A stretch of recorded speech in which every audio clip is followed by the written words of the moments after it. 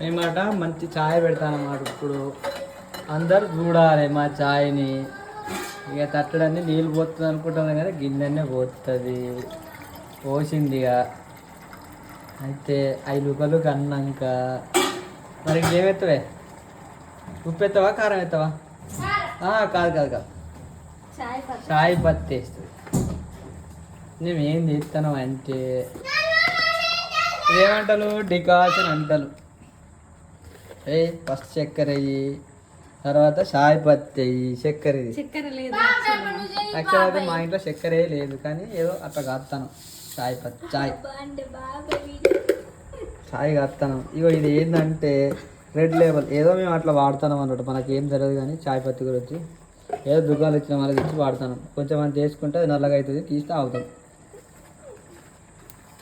ఇగో మా బిట్టేడి అంటే ఏటో పోయిండు. ఇగో బిట్టేడి, ఇగో ఇగో మా బిట్టు ఛానల్ అంటే గీనే మా బిట్టు అసలు అయితే ఇక వేస్తుందంట. ఇక చాయ్ పత్తి అయితే వేసింది, బాగా వేస్తే చేదు అవుతుంది, కొంచెం అయితే వేసింది. సరే పక్కకుండా అన్నం అవుతుంది, కానీ మాకు కావాల్సింది చాయ్. Okay bye bye. చాయ్ అయినాక తాగుతాం మరిగా.